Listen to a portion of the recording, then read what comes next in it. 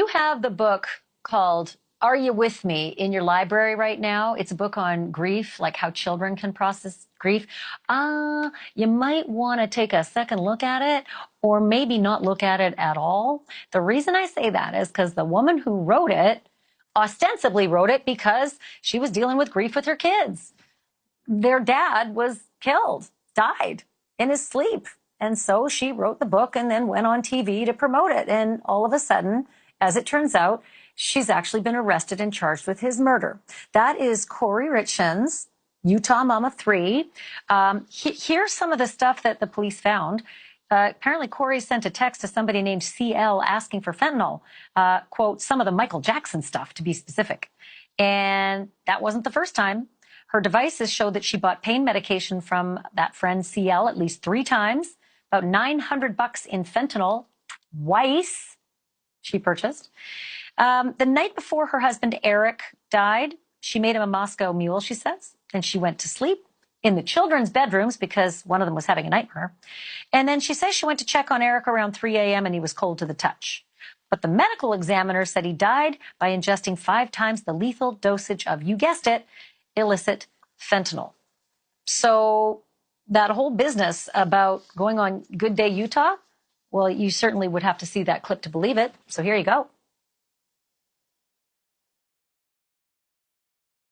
I just wanted some story to read to my kids at night.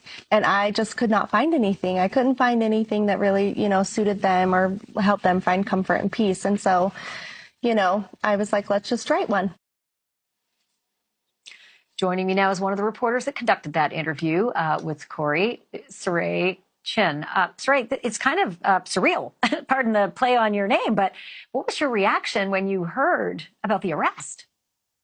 Well, for certain, it's unsettling, right? I think we all thought that she was sharing her story and how tragic it was, but we didn't know that this investigation all along was happening while she was sitting next to us. So this all happened about a year ago is when this alleged murder happened. And so the arrest happened a month after the interview on Good Things Utah took place.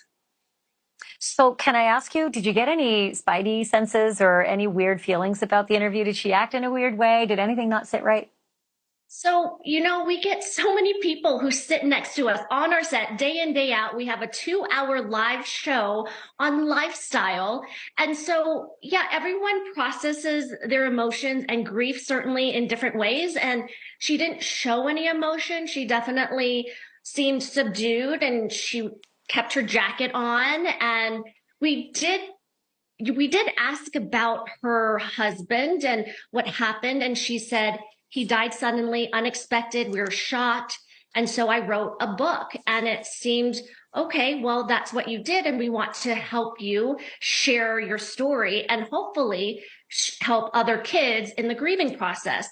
But we had no idea this was going on, like no true spidey senses. Looking back, well, where was that emotion? Sure.